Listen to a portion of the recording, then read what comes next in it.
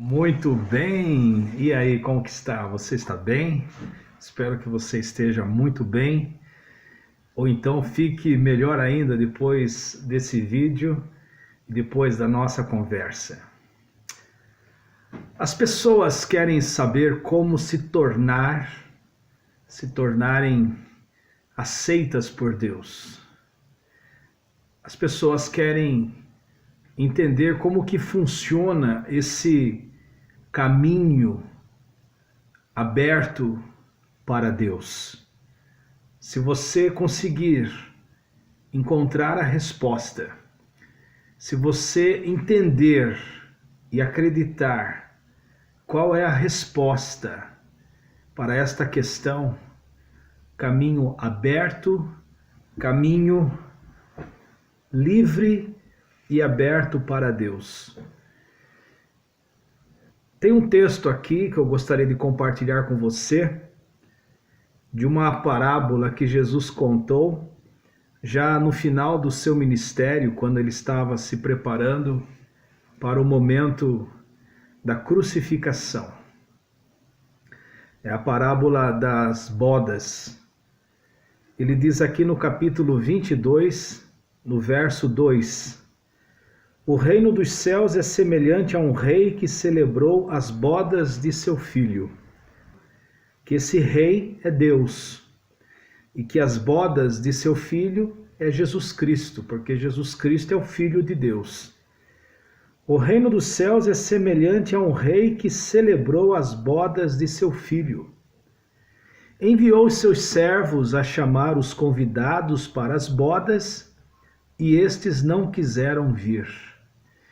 Então, o convite de Deus que é feito na história, que é feito durante todo o processo da civilização humana, esse convite é feito por Deus para nós celebrarmos a festa, as bodas, que no caso aqui as bodas, a festa, é a nossa entrada na presença de Deus, a nossa entrada na eternidade. E os servos aqui da parábola são os profetas, são os pregadores, são os professores, são os mensageiros que são enviados por Deus com a palavra de Deus carregada em seus corações, com o convite de Deus carregado em seus corações para convidar todas as pessoas para participar dessa entrada, desse acesso ao trono da graça de Deus. Enviou então seus servos, ordenando: diga aos convidados, eis que tenho o meu jantar preparado, os meus bois cevados, gordo, já estão mortos. Os melhores bois, os melhores animais para o churrasco, para a festa, já estão preparados. Tudo está pronto, vinde para a minha festa. Você quer se aproximar de Deus? Você quer ter acesso ao trono da graça de Deus?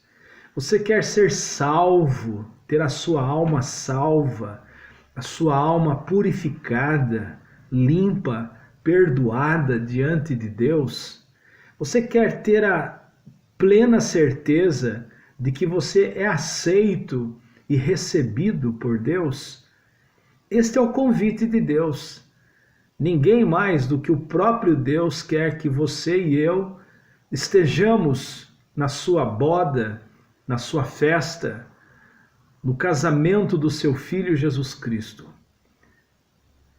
Então o convite é feito e aqui diz que tudo já está pronto. As coisas já estão todas prontas. Os servos, porém, saíram para fazer o convite. Eles, porém, não fazendo caso, os convidados não fazendo caso, foram um para o seu campo, outro para o seu negócio. Geralmente os homens, geralmente a raça humana, geralmente a atual sociedade humana, moderna, tecnológica, científica, cheia de preocupações, cheia de tarefas, cheia de negócios, não para pensar no convite de Deus que é feito para todos nós. A gente vive neste mundo como se fôssemos ficar aqui para sempre. Parece que não há morte quando estamos atarefados, parece que não há doença, parece que não há interrupção da vida quando nós estamos cheio de sonhos, cheio de ideais, cheio de negócios, cheio de planos, cheio de metas, cheio de tarefas, cheio de compromissos. Aqui diz que os que foram convidados não fizeram caso do convite, porque uns estavam no campo. Na época que Jesus contou essa parábola, grande parte da sociedade daqueles dias trabalhava no campo, criando gado, plantando, e outros estavam nos seus negócios. Os que estavam na cidade comercializando, comprando, vendendo, negociando. Eles não fizeram caso, não prestaram atenção no convite, nem se preocuparam com o convite, nem prestaram atenção no convite. Essa é a verdade, nem ligaram para o convite. Então os servos, os profetas, os pregadores, os servos do rei foram para outros. Porém, apoderando-se dos servos, os ultrajaram e mataram. A história da Bíblia, principalmente dos profetas, é a história de homens que foram mortos pelo que pregaram. Geralmente, profetas de Deus fazem convites para as pessoas se aproximarem de Deus. Na verdade, todo homem de Deus e toda mulher de Deus, ao chegar em você, fará questão de que a sua mensagem, a sua palavra, seja um meio de aproximar-te de Deus. E é o que eu estou fazendo agora. Eu quero que você se aproxime de Deus. Eu quero que você venha para o caminho da salvação, para o caminho da eternidade, que não é apenas uma fábula, não é apenas palavras, não é apenas jargão evangélico ou religioso, mas o caminho da eternidade, o caminho da vida eterna. Esse é o convite das bodas. E aqui diz que esses servos foram e convidaram outras pessoas, mas estas pessoas, de tão irritadas que elas estavam, de tão bravas que elas ficaram, até se sentiram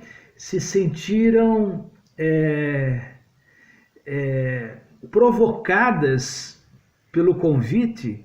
Aqui diz que eles tomaram posse e se apoderaram daqueles homens e os mataram. Ultrajaram e mataram. Então, como eu disse, os profetas do Antigo Testamento, quase todos, com pouquíssimas exceções, morreram por causa da mensagem que entregaram para as pessoas, para que elas se aproximassem de Deus, buscassem a Deus, dessem um tempo, parassem um pouco com os seus negócios, com o seu trabalho, com o seu mundo atarefado e ouvisse o convite de Deus. Aí diz aqui que o rei, verso 7, se encolerizou-se e, enviando os seus exércitos, destruiu aquelas pessoas e incendiou a sua cidade. Isso aconteceu com a cidade de Jerusalém no ano 70 e no ano 135 da era cristã, quando o povo judeu dos dias de Jesus rejeitou o convite da salvação. Jesus morreu no ano 33 e pouco. Aí Paulo pregou o evangelho com Pedro, Tiago e João até o ano 70, mais ou menos. João, o apóstolo de Jesus que escreveu o Apocalipse, morreu com quase 100 anos. No ano 70 e no ano 135, a cidade de Jerusalém foi destruída. Aqui Jesus está dizendo que a cidade de Jerusalém foi destruída porque eles não quiseram vir, não aceitaram o convite. Então o rei, que no caso é Deus, disse para os seus servos: as bodas, na verdade, estão preparadas, mas os convidados não eram dignos. E depois pelas encruzilhadas dos caminhos, e a quantos encontrardes, convidai-os para as bodas. Ou seja, já que eles não quiseram vir nas bodas do meu filho, já que os primeiros convidados não quiseram participar, tudo bem. Então saia e vá atrás de outras pessoas. Vá para as encruzilhadas, vá para os caminhos, vai para os guetos e becos das cidades e encontre pessoas que queiram participar da minha festa. E saíram aqueles homens pelos caminhos e ajuntaram todos quantos encontraram, tanto maus como bons. Isso é importante. O convite foi feito para todos. Tanto os homens bons como os homens maus e mulheres vieram para a festa. Presta atenção nisso. E encheu-se a casa de convidados, a sala nupcial ficou cheia. Que maravilha! Porque o convite do rei foi feito para os primeiros convidados, que no caso aqui da parábola eram judeus. Os judeus não quiseram, de uma forma meio que generalizada, eles crucificaram o Salvador. Eles crucificaram o Messias e não acreditaram nele. Aí Deus abriu a porta da salvação para nós, os gentios, para você, para mim, para qualquer um que quisesse vir.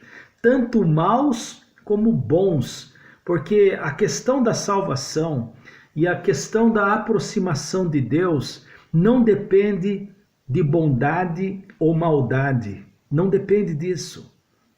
Para vir e participar não depende da bondade e da maldade do coração. Nós não somos aceitos por Deus pelos frutos das boas obras ou das más obras. Nós não somos recebidos por Deus pelas coisas boas ou pelas coisas ruins que nós fazemos. Os convidados que foram aqui, aceitaram no segundo convite, eram bons e eram maus. E todos vieram para as bodas do Cordeiro. Todos vieram para o casamento do seu filho. No caso aqui, a figura de Deus, o Rei, e o Filho é Jesus Cristo. Saíram aqueles homens pelos caminhos e ajuntaram todos quanto encontraram, tanto maus como bons. Eu gosto disso, porque Deus não faz acepção de pessoas. Deus não escolhe pessoas boazinhas, só as pessoas boazinhas. Deus não escolhe só as pessoas boazinhas. A mensagem da salvação, o convite da graça de Deus e da eternidade não são só para as pessoas boazinhas, religiosas, frequentadoras de igreja, caridosas. O convite é feito para todos, porque todos temos histórias diferentes. Tem gente que foi criado sem ninguém, tem gente que foi criado pela vida e se enredou pelo caminho da maldade, às vezes até por educação. Então não se julga as pessoas na salvação por elas serem boas ou más. Pelo contrário, Jesus disse: os sãos não precisam de médicos, e sim os doentes. Eu não vim chamar justos para o arrependimento, mas sim os pecadores. Portanto, se você está me ouvindo, você é um pecador, você é uma pessoa que não tem religião, você é uma pessoa que cometeu maldades e praticou maldades na sua vida, mas você nunca ouviu o convite da salvação. O convite está chegando para você agora. Deus pode mudar a sua vida. Deus pode transformar o seu coração. E não estou falando aqui de se tornar religioso, porque ser religioso não significa nada para Deus. Ser de uma boa igreja não significa nada para Deus. Ser frequentador de igreja não significa nada para Deus. O que significa para Deus é se você aceita o convite da salvação. Você aceita o convite da salvação? Eles aceitaram e vieram. Em outra parábola, que é igual a essa aqui, que está escrita no outro livro, fala que vieram mancos, coxos, aleijados, cegos, mendigos para a festa.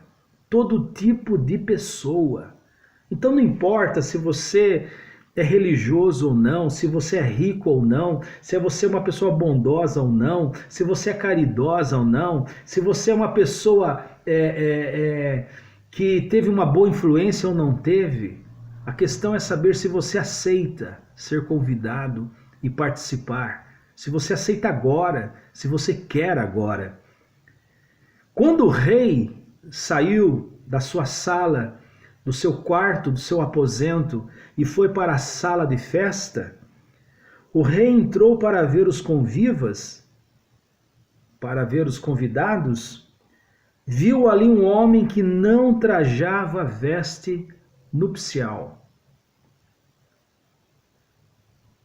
Aí o rei perguntou-lhe: amigo, como entraste aqui?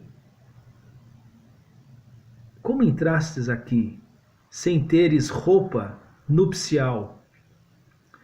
Ele, porém, emudeceu. Ordenou então o rei aos seus empregados: amarrai este homem, pés e mãos, e lançai-o nas trevas exteriores. Ali haverá choro e ranger de dentes. Espera aí.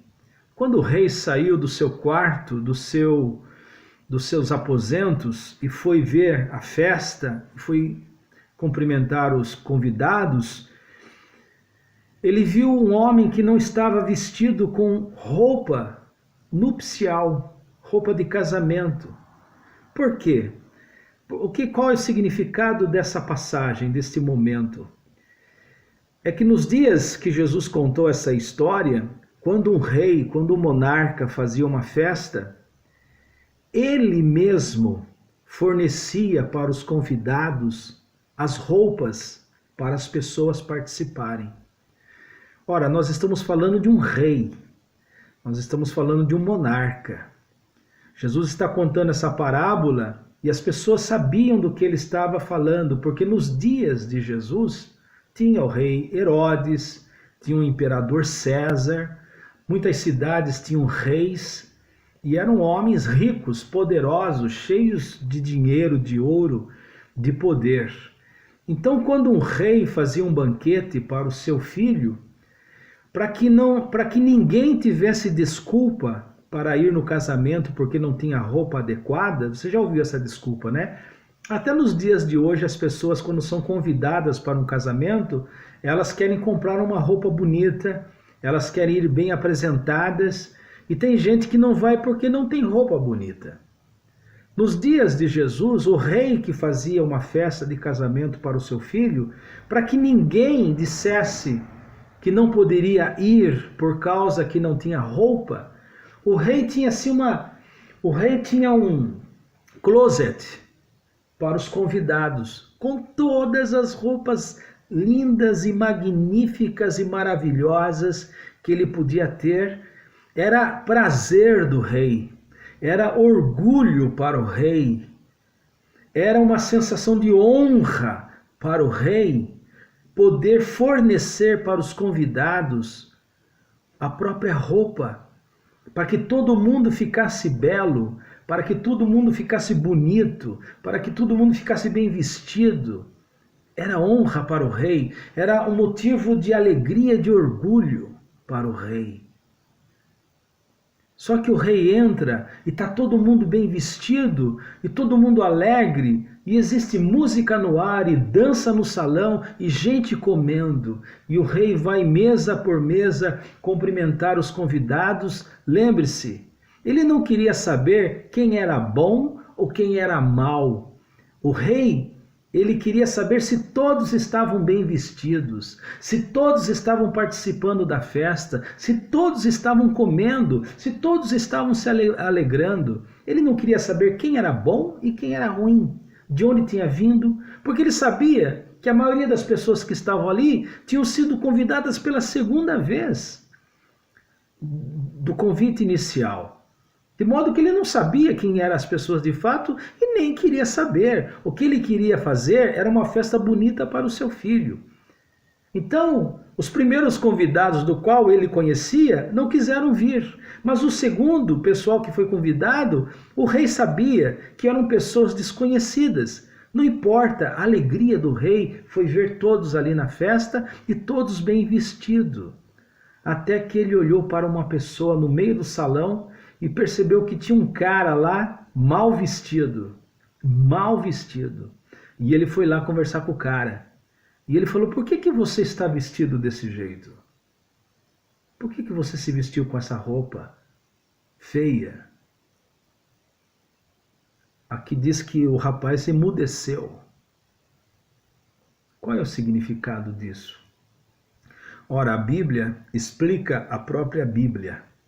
Tem um texto lá no Antigo Testamento, no livro de Isaías, que fala que as nossas obras de justiça são como trapos de imundícia.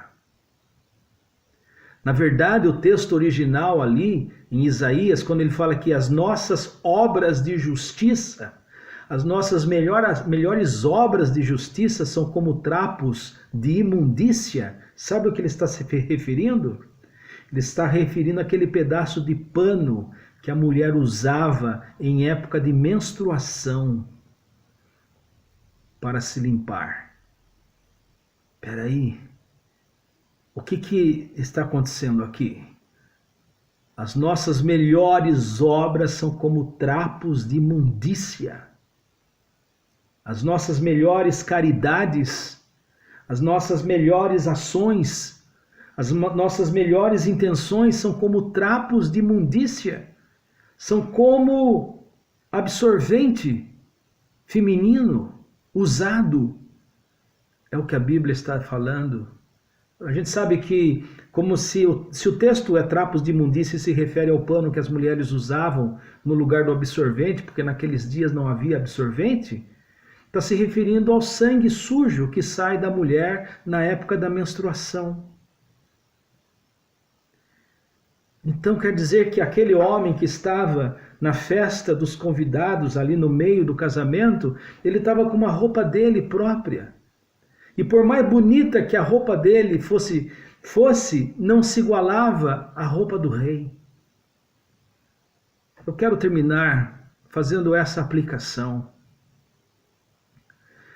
Quando Jesus morreu na cruz do Calvário, ele derramou seu sangue por nós. Ele derramou literalmente.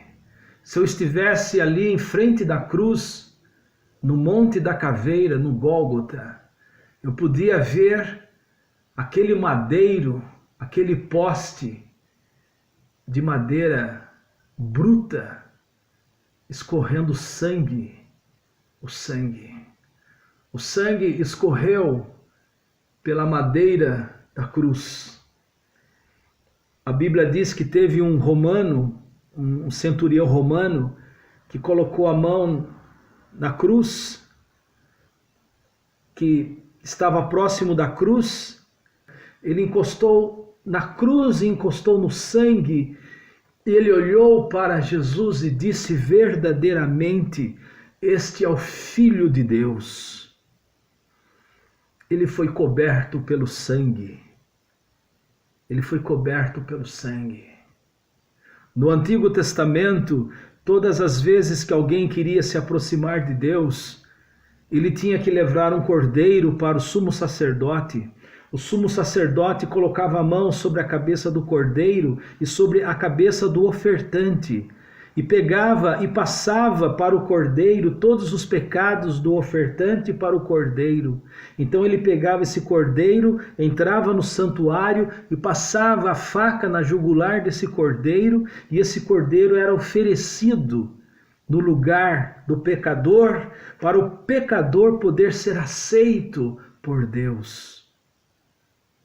Ora, todos os animais que morreram no Antigo Testamento era uma figura, era um tipo de Jesus Cristo na cruz. Tanto é que João Batista disse: eis aí o Cordeiro de Deus que tira o pecado do mundo.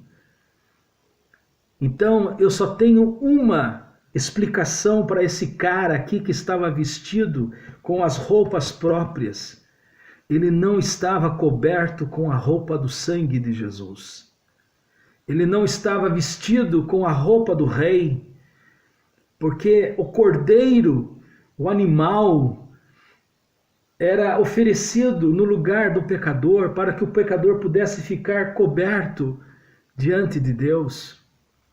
Quando Adão e Eva pecaram lá no Éden, quando Adão e Eva desobedeceram a Deus lá no jardim do Éden, diz que eles, depois que pecaram, eles se cobriram com folhas de figueira para se esconder a nudez, porque eles ficaram com vergonha de Deus. Quando Deus olhou para eles e viu que eles estavam cobertos com folhas de figueira, e Deus sabia que aquelas folhas iriam se secar, e não ia cobrir mais nada, e eles iam estar fazendo manutenção daquela folha de figueira, a Bíblia diz que Deus derramou sangue no jardim do Éden, matou um animal, arrancou a sua pele e cobriu o casal com couro daquele animal morto, daquele animal inocente.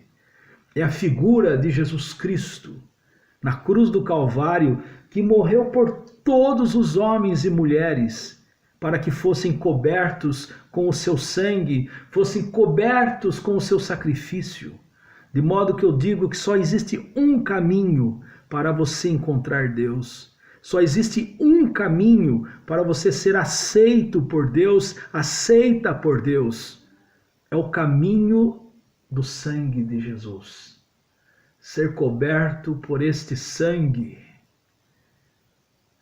Quando o sangue de Jesus me cobre, e eu sei que me cobre, quando eu invoco o poder deste sangue sobre a minha vida, não tem como Deus não me aceitar.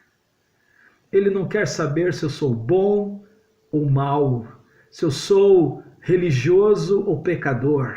Ele quer saber se eu estou vestido com a roupa que Ele mesmo forneceu para cobrir a minha vergonha e a minha nudez.